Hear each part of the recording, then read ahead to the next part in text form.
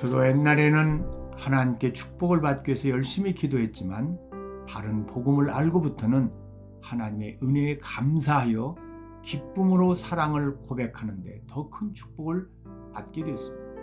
저도 옛날에는 모든 그리스도인의 3대 적인 육체와 세상과 사탄에 농락당하고 늘 요동하고 염려와 열등감과 죄책감에 시달렸지만 바른 복음을 알고부터는 참 기쁨과 평안이 넘치게 되어 성령의 열매를 풍성히 맺게 되었습니다. 저도 죽도록 충성해야 하나님께 축복을 받는다고 생각하고 열심히 살았지만 바른 복음을 알고부터는 하나님과 더 깊은 사랑을 나누며 영혼을 뜨겁게 사랑하게 되었습니다. 저와 함께 일주일에 1시간씩만 갈라디아서를 연구하면 바른 복음을 누리게 됩니다. 갈라디아서 전체의 내용을 기록된 배경과 관련하여 3가지로 개관할 수 있습니다. 첫째, 사도권으로 이신딕에 대한 변적. 바울은 자기의 사도권을 보호하기 위해서 갈라디아서를 기록했습니다. 메신저를 신뢰할 수 없을 때 그가 전하는 메시지도 신뢰할 수 없다는 것은 당연한 이치입니다. 그래서 바울은 먼저 자기의 사도로서의 그 권한과 권위가 하나님으로부터 주어졌다는 사실을 증언합니다. 그래서 갈라디아서 1장과 2장에 예수를 믿게 된 경위와 하나님 앞에 부르심을 받게 된 그 역사를 자세히 피력함으로 이신득이를 변증합니다. 둘째는 교리적 목적으로 이신득에 대해 설명. 복음의 핵심을 8개 항목의 역사적인 사실과 논리적인 변증으로서 규명하고 있습니다. 3장 1절로 5절은 너희가 성령을 받는 것이 율법의 행위냐 듣고 믿음이냐고 묻습니다. 3장 6절로 9절에서는 아브람과 같이 믿음으로 의롭다함을 받는 원리는 항상 적용됨을 말합니다. 3장 10절로 14절에서는 그리스도를 믿음으로써 율법의 저주에서 구속되어짐을 말합니다. 3장 15절로 18절에서는 아브라함에게 주어진 언약은 율법으로 소멸되지 않음을 말합니다. 3장 19절로 22절에서는 율법의 목적은 구원이 아니라 믿음을 주는 것임을 말합니다. 3장 23절로 4장 7절에서는 믿음은 하나님의 양자가 되게 하며 율법에서 해방됨을 말합니다. 4장 8절로 20절에서는 그리스도 안에 존재하는 원래의 자유를 찾아야 함을 말합니다. 4장 21절에서 31절은 두 아들 비유로 아브라함에게 주신 약속이 율법보다 우월함을 말합니다. 바울은 옛날에 갈라디아 교회를 설립하면서 처음 가졌던 바른 복음을 다시 한번 가르치기 위해서 교리적 목적으로 갈라디아서 3장과 4장을 씁니다. 셋째는 이신득이를 삶에 적용하는 윤리적 목적. 바울은 율법의 노예가 된 갈라디아 교회들에게 5장 1절에서 그러나 이제 너희는 그리스도 안에서 자유를 얻은 자들이라고 선언하면서 율법의 종노릇 하던 자리에서 해방되어 그리스도 안에서 얻은 그 자유한 삶의 본질이 무엇인가를 5장과 6장에서 말씀합니다. 우리는 그것을 윤리적인 목적이라 말합니다. 윤리란 다른 말로 하면 생활입니다. 교리가 중요할까요? 생활이 중요할까요? 바울은 언제나 생활을 말하기 전에 교리의 중요성을 말합니다. 교리란 무엇을 믿어야 하는 것이고 윤리, 곧 생활이란 우리가 어떻게 살아야 하느냐입니다. 세상 사람들은 도덕과 윤리를 말하며 우리가 어떻게 살아야 하는가를 말합니다. 그러나 무엇을 믿느냐 하는 이 문제가 바르게 정립되지 않는 한 어떻게 사느냐는 문제는 결코 해결되지 않습니다. 우리가 믿는 믿음대로 우리의 삶은 형성됩니다. 사상이 그러면 그 사람도 그렇게 될 수밖에 없습니다. 어떤 생각을 갖느냐에 따라서 어떤 사람의 삶이 결정됩니다. 그러므로 우리가 무엇을 믿어야 하느냐에 대한 그 교리가 먼저 바르게 정립되어야 합니다. 바른 복음을 믿어야 참 기쁨과 권능의 삶을 살 수 있습니다. 바른 복음, 바른 교리에 대한 명백한 이해와 깨달음이 먼저 와야 바르게 살 수 있습니다.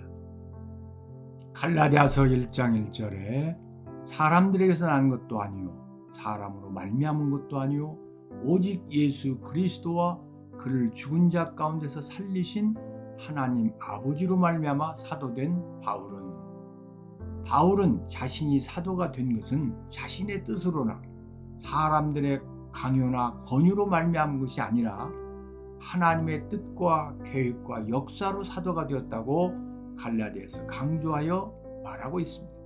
자신은 죄인이었지만 하나님의 주권적 선택에 의해 사도가 되었다고 확실한 증거로 말하고 있습니다. 자신의 노력이나 의지로 세상에 태어나는 것이 아니라 부모의 사랑으로 세상에 태어나듯 우리가 거듭나 하나님의 자녀가 되는 것도 하나님의 사랑으로 말미암습니다. 요한복음 1장 12절로 13절에 영접하는 자 곧 그 이름을 믿는 자들에게는 하나님의 자녀가 되는 권세를 주셨으니 이는 혈통으로나 육정으로나 사람의 뜻으로 나지 아니하고 오직 하나님께로부터 난 자들이라고 기록된 말씀대로 혈통으로나 육정으로나 사람의 뜻으로 된 것이 아니고 오직 하나님의 주권적 섭리에 의해 된 것입니다. 또한 우리가 교회에 다니는 것이 우리의 선택 같고 주위 사람들의 강요에 못 이겨 다닌 것 같지만 언젠가는 하나님의 주권적 섭리였고 은혜였음을 깨닫고 감격하게 됩니다. 우리가 어떤 직업을 가졌든 어떤 삶을 살든 어떤 사람과 결혼을 했든 우리가 선택하고 우연히 그렇게 된 것 같지만 시간이 흐른 후에 보면 그것은 하나님의 주권적 섭리였음을 확인하게 됩니다. 바울은 자신이 예수 그리스도와 그를 죽은 자 가운데서 살리신 하나님 아버지로 말미암아 사도가 되었다고 증언합니다. 자신이 어떤 존재이며 자신은 무엇을 위해 살아야 하는가를 분명하게 아는 사람은 하나님의 큰 은혜를 받은 사람입니다. 바울은 자신이 하나님의 복음을 위해 살아야 할 사도임을 분명하게 알았습니다. 사도란 예수님께서 직접 선택한 12 제자로 모든 병과 모든 약한 것을 고치는 권능을 받고 전도를 하도록 위임받은 사람이며 부활하신 그리스도를 본 사람으로 주님께 파송이나 의뢰를 받은 사람을 의미합니다. 바울은 자신이 이 조건을 다 가졌다고 증언합니다. 사도는 오늘날의 대사와 같은 사람으로 국가를 대표하여 대통령에게 임명장을 받고 대통령을 대신하여 국가 간의 모든 협약을 체결합니다. 미국 대사는 미국 대통령의 훈령을 따라 미국을 대신함으로 대사가 하는 모든 말과 사역은 미국을 대변하고 미국에서 보증해 줍니다. 그러므로 한 나라의 대사는 권위가 있어야 합니다. 그런데 권위는 자기가 내세우거나 외적 조건으로 권위가 생기는 것이 아니라 그 나라의 국력과 위임에 따라 다를 것입니다. 영적 지도자의 권위는 외적 조건이나 자기가 내세운다고 세워지는 것이 아니라 절대 주권을 가지신 하나님의 함께하심이 증명되어야 세워지는 것입니다. 위대한 지도자 모세의 말도 듣지 않으며 끊임없는 원망 불평으로 절망케 했던 이스라엘 백성들에게 모세의 시종이었던 여호수아의 권위는 그 어떤 것으로도 세워질 수 없었을 것입니다.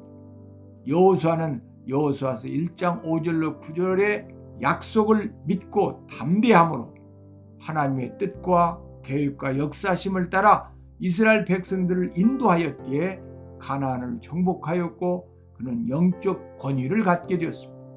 우리의 권위는 우리가 처한 곳에서 하나님의 함께하심이 증명될 때 세워집니다.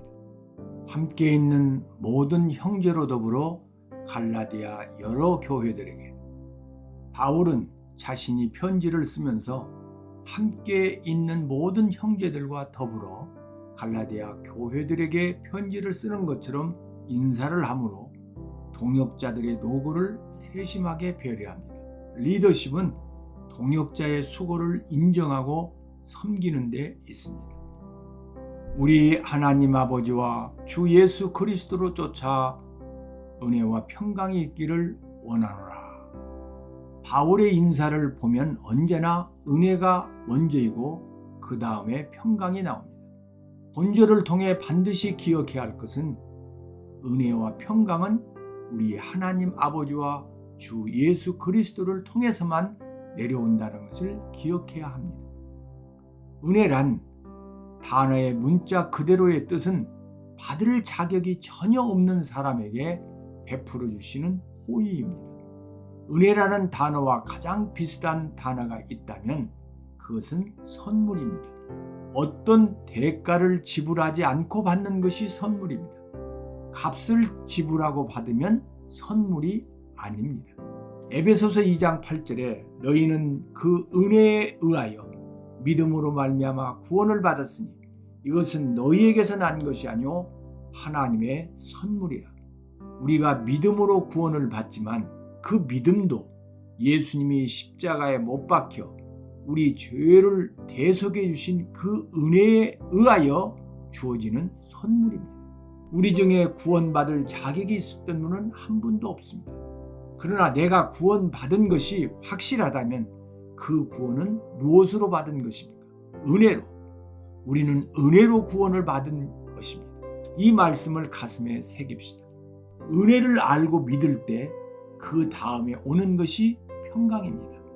은혜로 구원받은 것을 믿으면 하나님과 화목하게 되므로 평강이 오게 됩니다. 성경은 예수 그리스도를 자기의 구주와 주님으로 분명히 영접하지 못한 사람들은 하나님과 원수된 관계에 있다고 말합니다. 로마서 5장을 보면 세 가지 때가 나옵니다. 6절을 보시면 우리가 아직 연약할 때가 나옵니다. 8절을 보시면 우리가 아직 죄인 되었을 때가 나옵니다. 그리고 10절을 보시면 우리가 아직 원수 되었을 때가 나옵니다. 바울은 이 세 가지 때로 예수 믿기 전에 우리의 상태를 말합니다. 첫 번째 때인 6절에 우리가 연약할 때의 이 연약이란 표현은 우리가 무력할 때입니다. 예수 믿기 전에 우리의 힘으로 우리를 구원할 수 있었습니까? 없습니다. 구원 문제에 관해서는 우리는 전혀 하나님 앞에 무력합니다. 어떤 노력으로도 어떤 행위로도 우리는 우리 자신을 구원할 수 없습니다. 우리는 철저하게 무력합니다. 또 예수 믿기 전에 우리는 하나님 앞에서 죄인이었습니다. 그런데 한 걸음 더 나아가서 바울은 예수 믿기 전에 우리가 하나님과 원수 되었을 때라고 말합니다. 왜 원수입니까? 하나님은 거룩하십니다.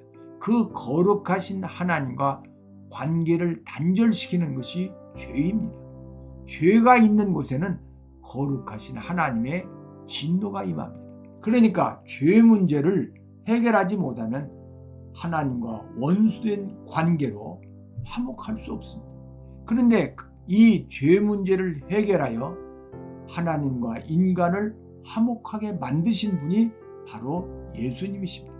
그래서 로마서 5장 10절은 곧 우리가 원수 되었을 때 그 아들의 죽으심으로 말미암아 하나님으로 더불어 화목되었은즉 이라고 말씀합니다. 그래서 바울은 디모데전서 2장 5절에 하나님은 한 분이시오 또 하나님과 사람 사이의 중보도 한 분이시니 곧 사람이신 그리스도 예수라고 하나님과 인간 사이의 중보자는 예수 그리스도 한 분밖에 없다고 가르칩니다.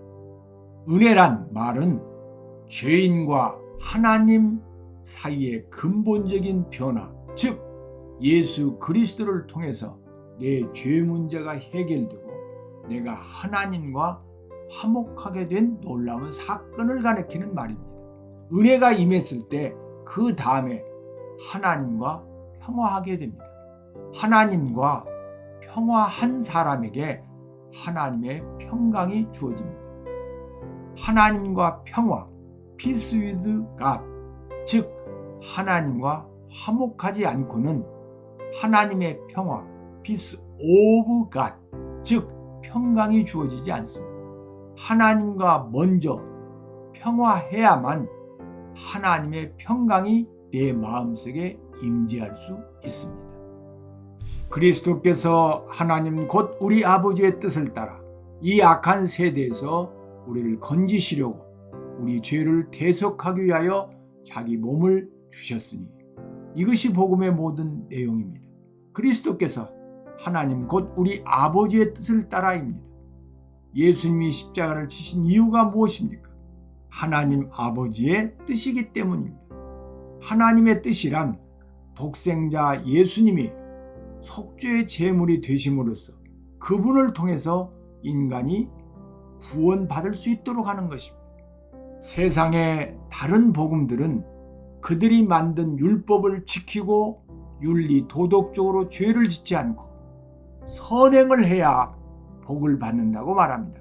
그런데 바른 복음은 우리가 의인이 되어서 하나님께 사랑을 받고 구원을 얻는 것이 아니라 로마서 5장 8절에 우리가 아직 죄인 되었을 때 그리스도께서 우리를 위하여 죽으심으로 하나님께서 우리에 대한 자기의 사랑을 확증해 주신 그 은혜로 구원받았음을 말합니다. 선행을 해야 하나님의 자녀가 되는 것이 아니라 하나님의 자녀가 되었기에 하나님을 사랑함으로 말씀에 의하여 선행을 하는 것입니다. 그리스도께서는 하나님 곧 우리 아버지의 뜻을 따라 이 악한 세대에서, 즉 사단이 지배하는 세대에서 우리를 건지시려고 자기 몸을 들이셨습니다. 한번 결정적으로 자신의 몸을 들이셨습니다. 십자가의 사건은 되풀이가 필요 없는 단 한 번으로 인간의 죄 문제를 완벽하게 해결하기에 족한 사건이었습니다. 요한일서 5장 4절로 5절에 무릇 하나님께로부터 난 자마다 세상을 이기느니라. 세상을 이기는 승리는 이것이니 우리의 믿음이니라. 예수께서 하나님의 아들이심을 믿는 자가 아니면 세상을 이기는 자가 누구냐고 했습니다. 예수님의 구속의 사건을 믿기만 하면 이 악한 세대, 즉 육체와 세상과 사탄이 지배하는 세대에서 분명히 건지심을 받습니다. 영광이 저에게 세세토록 있을지어다. 아멘. 바울은 그의 사역을 통해서 언제나 주님께만 영광을 돌리기를 원했습니다. 우리도 우리의 모든 언행 심사로 하나님께 영광을 돌리도록 합시다. 성경은 고린도전서 10장 31절에 그런즉 너희가 먹든지 마시든지 무엇을 하든지 다 하나님의 영광을 위하여 하라고 했습니다.